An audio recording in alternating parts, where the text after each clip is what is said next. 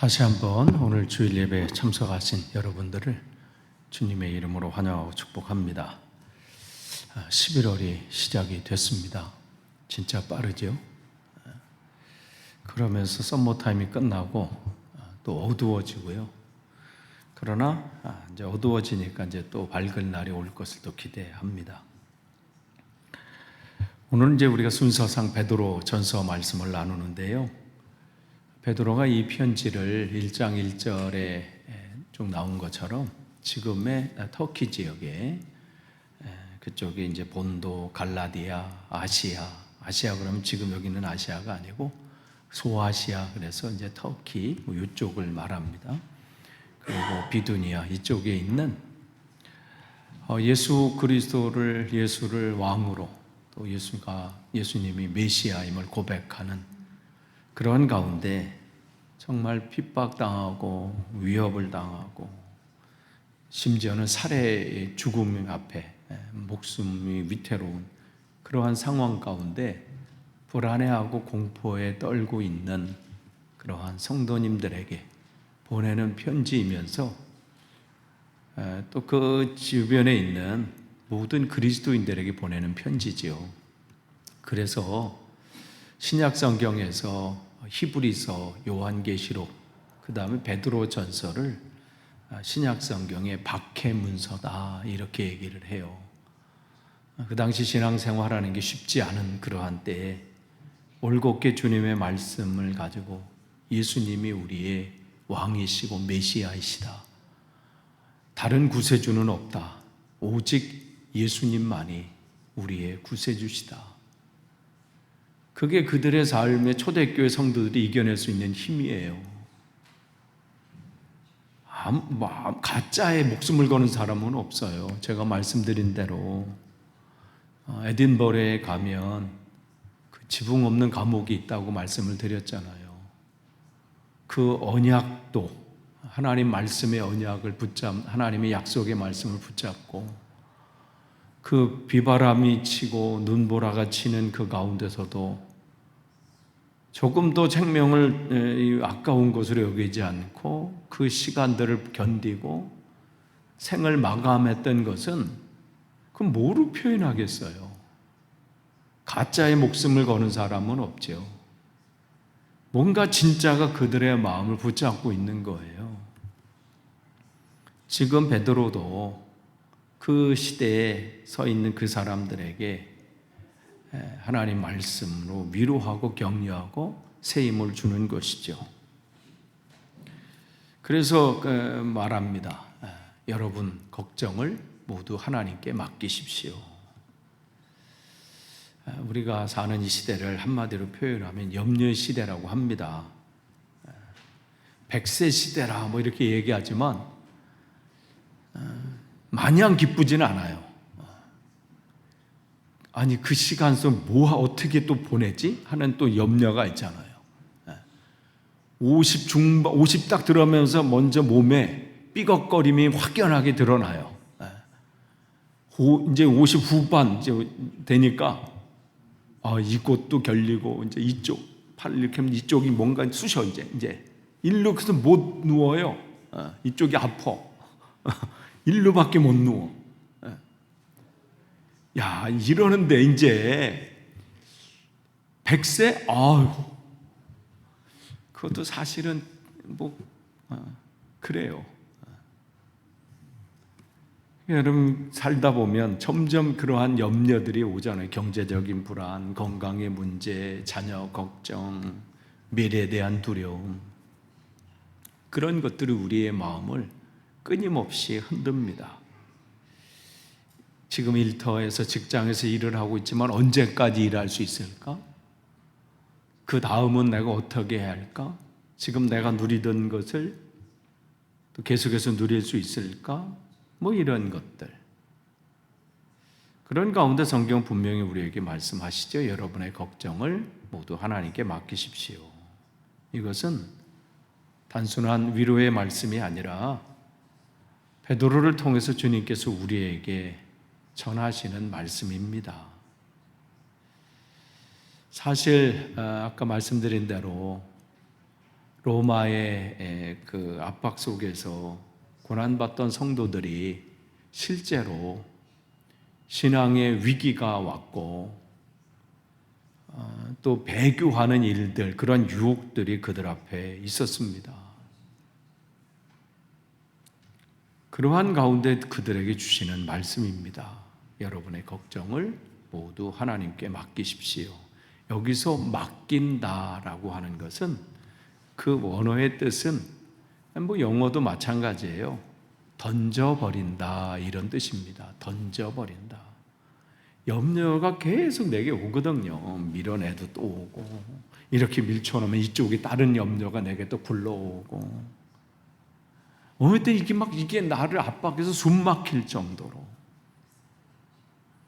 염려가 없다고 말씀을 안 하세요. 걱정이 없고 문제가 없다고 말씀 안 하시고 오는데 그것을 내가 쥐고 있던 걱정과 염려를 하나님께 던져라, 이 말씀을 하시는 거예요.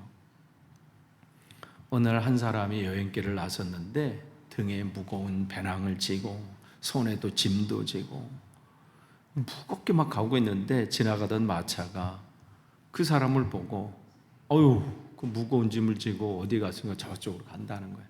아유, 타세요. 그래서 탔지요.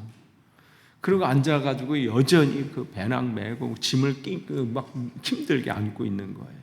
그러니까 이 마부가 아니 그 짐 저기 여기다 옆에다 내려놓으셔도 됩니다. 그러니까 이 여행자가 뭐라고 했어요? 아유, 제가 탄 것도 송구스럽고 죄송한데 짐까지 내려놓다니 제가 그런 염치 없는 사람은 아닙니다. 짐을 이렇게 붙잡고 있다는 거죠. 사실 우리가 종종 우리의 모습이 이 여행자와 같을 때가 있어요. 하나님께 우리 인생을 맡겼다고 하면서 마음속의 염려의 짐은 여전히 스스로 지고 메고 이고 있습니다.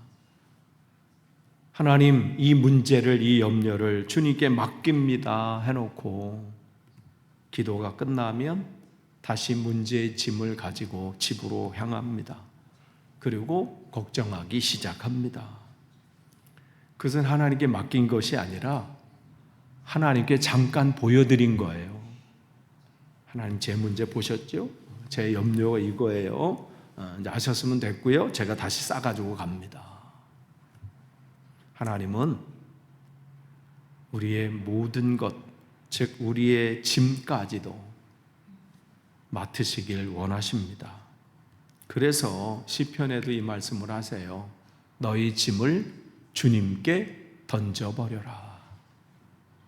주님이 너를 붙들어 쉴 것이니 주님은 의로운 사람이 망하도록, 의롭다고 하는 것은 무슨 깨끗하고 정결하고 뭐 그런 사람이 아니라 의롭다는 것은 하나님밖에 없어요. 그러니까 의로운 사람은 하나님을 향해 가는 사람이에요. 지금은 연약하고 부족하고 죄 많고 형편없는 인생이어도 조금씩 아이들이 여러분 잘하는 거 보세요. 누워있다가 뒤집기 시작하고 그때부터 이제 난리 난 거예요, 사실은. 타고 올라가려고 하잖아요. 뭘 잡고 올라가고 서랍 열고 막 위 화장대 있는 거 다 엎어버리고. 그거 못 견디면 애는 못 키우는 거죠. 밥 먹을 때 뭐 반 이상은 다 바닥 난리 나잖아요. 그렇지만 한 걸음 한 걸음 자라나는 것을 우리는 보잖아요. 의로운 사람이 바로 그거예요. 조금씩. 어떤 아이는 돌 되기 전에 걷기도 하지만 돌 지나서 또 걷기도 하고요. 말도 일찍 트는 아이가 있다면 천천히 하는, 다 다르잖아요. 그런 의로운 사람, 하나님을 향해서 가는 사람은 망하도록 영영 그대로 버려두시지 않으신다 말씀하시는 거예요. 그래서 하나님께 맡긴다는 것은 하나님, 이 문제는 이제 하나님께로 갔습니다. 그것을 믿는 겁니다. 이걸 맡긴다고 그래요. 그러니까 염려의 무게를 내가 지는 것이 아니라 하나님이 지신다, 이걸 고백하는 것이지요. 그래서 우리에게 말씀하시는 거예요. 여러분의 걱정을 모두 하나님께 맡기십시오. 던져버리십시오. 왜냐하면 하나님께서는 여러분을 돌보고 계시기 때문입니다. 그랬어요. 돌보신다는 것은 단순히 지켜보시는 게 아니에요. 뭐 하나 보시는 게 아니라 관심과 사랑을 가지고 그 아이를 마치 그 부모가 사랑하는 자기 자녀를 진심으로 돌보고 보살피는 것처럼 그렇게 하신다는 겁니다. 염려를 맡긴다라고 하는 것은 내가 하나님을 붙잡는 것보다 하나님이 나를 붙잡고 계신다, 이 믿음이에요. 그런데 이러한 가운데 내가 하나님께 문제를 던지고 또 하나님께 맡기고 하나님 나를 붙잡고 계시고 돌보시고 계시는 이 친밀한 교제 가운데 방해거리가 없으면 얼마나 좋아요. 나는 문제를 던지고 주님은 나의 문제를 받으시고 또 나를 붙잡고 계시고 나를 인도하신다.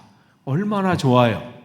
그런데 거기에는 뭐가 있어요? 싸움이 있다는 거예요. 영적인 싸움이 있다. 그래서 베드로가 말합니다. 베드로를 통해서 말씀하세요. 정신 차리고 깨어 있으십시오. 왜냐하면 고난의 시기에 염려와 걱정이 찾아오는 그 시기에 우리의 믿음이 흔들리기 쉽기 때문에 그래요. 사실 이 당시에 이 그리스도인들이 그 외국인 땅에서 또 아무것도 그런 기독교적인 배경이 없는 그런 가정 속에서 홀로 신앙생활하는 거 쉽지 않아요. 그때만 그랬어요. 지금도 마찬가지 아니겠어요? 여러분이 만약에 한 가정에서 홀로 신앙생활하고 있으시다면 그거 쉽지 않아요. 그 가운데서 이겨내고 견뎌내시고 그것을 극복해 나가시는 것이 얼마나 어려우셔요. 그러한 때에 그 당시 사람들도 막 믿음이 흔들리기 시작했어요. 실제로 배교하는 이들이 있었고요. 교회를 떠나는 이들이 있었고요. 좀 문제가 해결되면 좀 잠잠해지면 핍박이 사라지면 그때 다시 내가 시작하리라 하고 방학하는 이들도 있었고요. 한 청년이 신학교를 졸업하고 첫 목회지로 시골 교회로 부임을 했습니다. 교회는 작고 생활도 넉넉지 않았습니다. 그의 어머니는 늘 아들이 걱정이 되었습니다. 그래서 하루는 이런 편지를 써 보냈습니다. 아들아, 내가 밥은 잘 먹고 있니? 사람들에게 힘든 일은 없니? 엄마는 매일 내 걱정을 하나님께 기도로 드린다. 그 편지를 읽은 청년은 눈물이 났습니다. 하지만 편지 끝에 이런 문장이 적혀 있었습니다. 아들아, 걱정이 되긴 하지만 엄마가 걱정 대신 기도할 수 있어서 다행이다. 저희 어머니도 늘 이런 전화를 하셨어요. 처음에 제가 여주 감메리 강천면 감메리 458번지 그 교회로 27살 된 제가 갔을 때 밥은 잘 먹었니? 몸은 괜찮니? 뭐 어려움은 없니? 그러면서 늘 하시는 게 내가 기도한다. 이 말씀을 하세요. 성도 여러분, 우리의 걱정이 기도로 바뀌는 순간 그 걱정은 믿음이 됩니다. 무슨 믿음이요? 하나님께서 나를 인도하신다. 하나님이 나의 아버지가 되신다. 염려를 붙들면요, 영적인 어둠이 찾아오지만요, 그 염려를 하나님께 맡기는 순간 빛이 들어옵니다. 성경에 나오는 많은 신앙의 인물들을 우리는 보게 되고 읽게 되고 듣게 됩니다. 그들을 왜 하나님께서 우리에게 들려주시고 읽게 하시고 또 보여주시나요?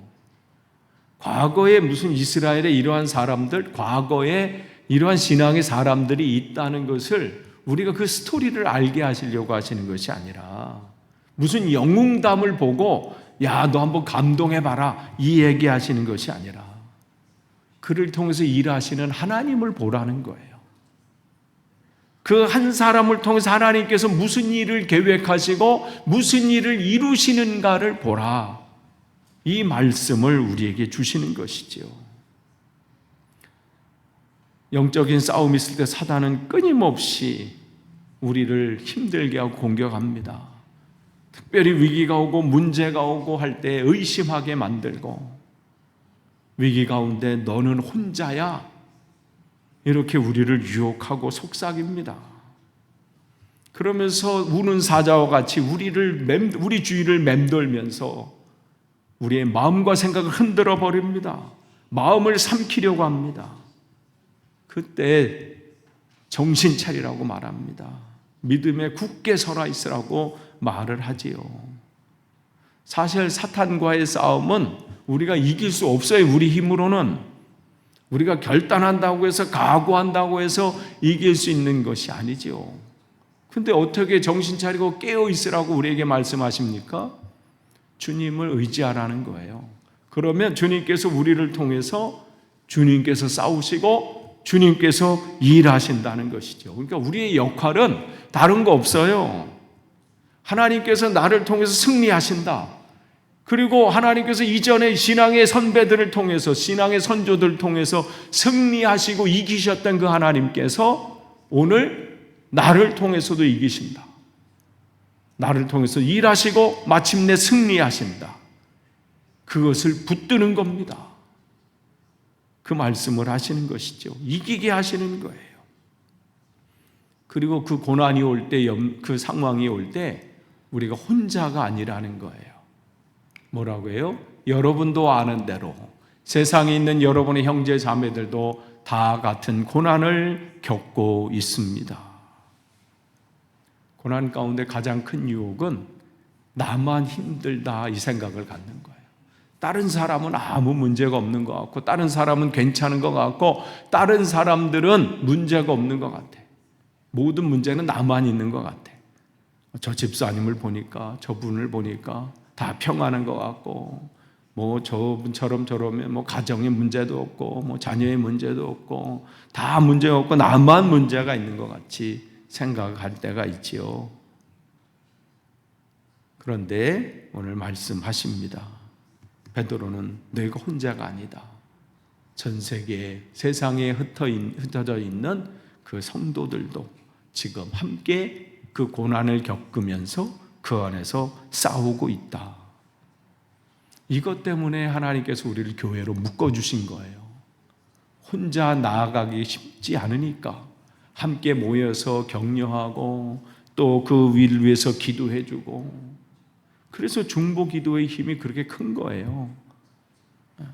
기도의 자리에 와서 내 문제를 하나님 앞에 올리지만 또 그 가운데 하나님께서 나에게 또 주신 그 기도의 제목, 또 그 한 영혼을 놓고 하나님 앞에 몸부림치면서 기도하는 것.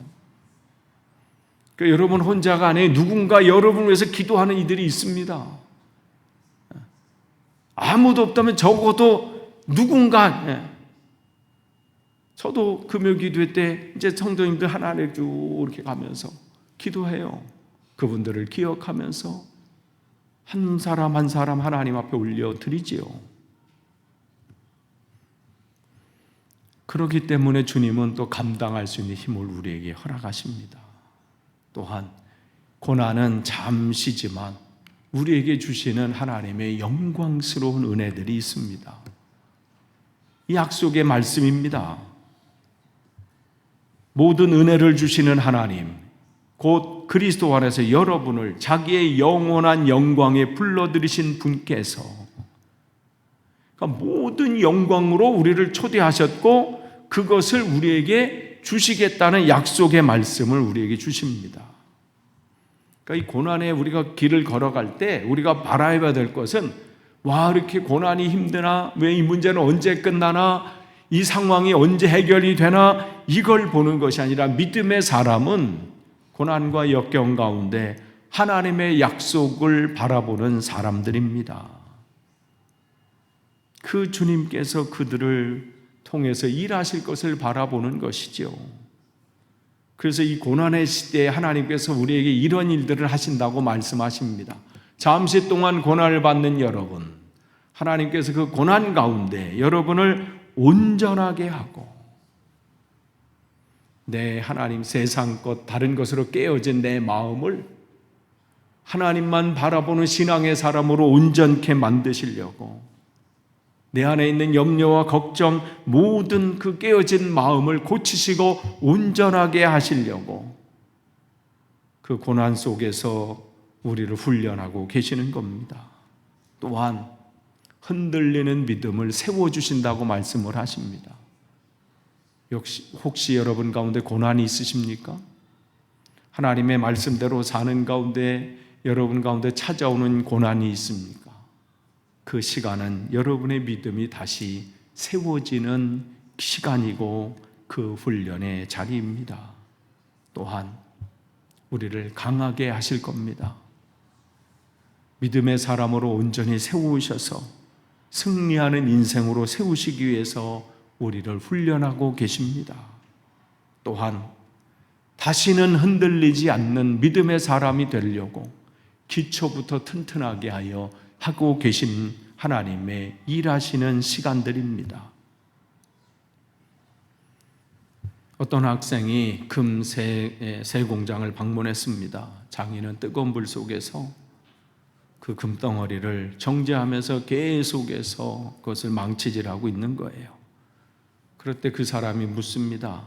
선생님, 언제 금이 다 깨끗하게 정제되었는지 언제 압니까? 그때 장인은 이렇게 대답합니다. 내 얼굴이 금 속에 선명하게 비칠 때까지입니다. 하나님은 우리의 인생을 이렇게 금처럼 다루십니다.